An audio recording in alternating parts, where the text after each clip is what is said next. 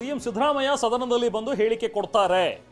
ಸಂಸದೀಯ ಸಚಿವರ ಹೇಳಿಕೆಗೆ ನಾನು ಬದ್ಧನಾಗಿರ್ತೀನಿ, ಅವ್ರು ಏನು ಹೇಳ್ಬಿಡಿ, ರಿಯಾಕ್ಟ್ ಮಾಡಬೇಡಿ ಅಂದಿದ್ದಾರೆ. ಸೊ ಹಾಗಾಗಿ ನಾನೇನು ರಿಯಾಕ್ಟ್ ಮಾಡೋದಿಲ್ಲ ಅಂತ ಹೇಳಿ ವಿಪಕ್ಷಗಳ ಮಾತಿಗೆ KN ರಾಜಣ್ಣ ಅವರು ಸ್ಪಷ್ಟನೆ ಕೊಟ್ಟಿದ್ದಾರೆ. ಅಂದ್ರೆ ನಾನು ರಾಜೀನಾಮೆ ಕೊಟ್ಟಿದ್ದೀನೋ ಬಿಟ್ಟಿದ್ದೀನೋ ಅಥವಾ ಯಾರು ನನ್ನ ರಾಜೀನಾಮೆ ಕೇಳಿದ್ದಾರೆ ಅನ್ನುವಂಥ ಒಂದು ವಿಚಾರ. ಸೊ ಈಗ ನಾನು ಅದ್ರ ಬಗ್ಗೆ ಏನು ಪ್ರಸ್ತಾಪ ಮಾಡೋದಕ್ಕೆ ಹೋಗೋದಿಲ್ಲ. ಏನಿದ್ರು ಸಿಎಂ ಗಮನಕ್ಕೆ ಬಂದಿದೆ, ಸಿಎಂ ಬರ್ತಾರೆ, ಸಿಎಂ ಈ ವಿಚಾರವಾಗಿ ಮಾತಾಡ್ತಾರೆ ಅನ್ನುವಂಥದ್ದನ್ನಷ್ಟೇ KN ರಾಜಣ್ಣ ಅವರು ಹೇಳ್ತಾ ಇದ್ದಾರೆ. ಬಟ್ ಇಲ್ಲಿ ಒಂದಂತೂ ಸ್ಪಷ್ಟ, KN ರಾಜಣ್ಣ ಅವರು ತಮ್ಮ ರಾಜೀನಾಮೆ ಪತ್ರವನ್ನ ಸಿಎಂ ಸಿದ್ದರಾಮಯ್ಯ ಅವರಿಗೆ ಈಗಾಗಲೇ ಸಲ್ಲಿಸಿ ಆಗಿದೆ. ಸೊ ಈಗ ಸಿಎಂ ಸಿದ್ದರಾಮಯ್ಯ ಅವರು ಅದಕ್ಕೆ ಏನು ಹೇಳ್ತಾರೆ, ಏನು ರಿಯಾಕ್ಟ್ ಮಾಡ್ತಾರೆ ಅನ್ನುವಂಥದ್ದಷ್ಟೇ ಈಗ ನೋಡಬೇಕಾಗಿರುವಂಥ ವಿಚಾರ. ಇದೇ ಮಾತನ್ನ ಇವತ್ತು ಸದನದಲ್ಲೂ ಕೂಡ ಪ್ರಸ್ತಾಪ ಮಾಡಿದ್ರು. ಯಾಕಂದ್ರೆ KN ರಾಜಣ್ಣ ಅವರು ಅಲ್ಲೇ ಉಪಸ್ಥಿತರಿದ್ದಾರೆ.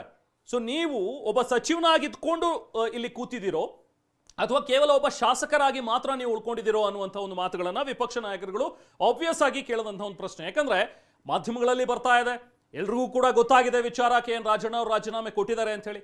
ಬಟ್ ರಾಜಣ್ಣ ಆಗಲಿ ಅಥವಾ ಸಿಎಂ ಸಿದ್ದರಾಮಯ್ಯ ಅವರಾಗಲಿ ಅಥವಾ ಸರ್ಕಾರದ ಕಡೆಯಿಂದ ಆಗಲಿ ಈ ಮಾತಿಗೆ ಇನ್ನೂ ಕೂಡ ಸ್ಪಷ್ಟೀಕರಣ ಸಿಕ್ಕಿಲ್ಲ.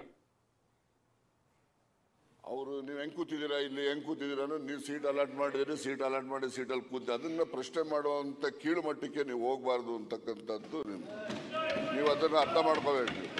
ಹೆಂಗ್ ಕೂತಿದ್ದೀರಿ ನಾಚಿಕೆ ಇಲ್ವಾ ನಿಮ್ಗೆ ಅಂದ್ರೆ ನನಗೆ ನಾಚಿಕೆ ಇಲ್ಲ. ಅಂತಹ ಕೀಳು ಮಟ್ಟದ ಮಾತುಗಳನ್ನು ಆಡ್ತಿರಲ್ಲ, ನಿಮಗೆ ನಾಚಿಕೆ ಆಗ್ಬೇಕು. ಮತ್ತೆ ಅದರಿಂದ ಸನ್ಮಾನ್ಯ ಅಧ್ಯಕ್ಷರೇ, ಅದಿಲ್ಲ, ಅದು ಆಗಲಿ. ಈಗ ನಾನು ರಾಜೀನಾಮೆ ಕೊಟ್ಟಿದ್ದೀನೋ ಬಿಟ್ಟಿದ್ದೀನೋ, ನನ್ನ ರಾಜೀನಾಮೆ ಯಾರು ಕೇಳವ್ರೆ, ಯಾರು ಬಿಟ್ಟವ್ರೆ, ಯಾರಿಗೆ?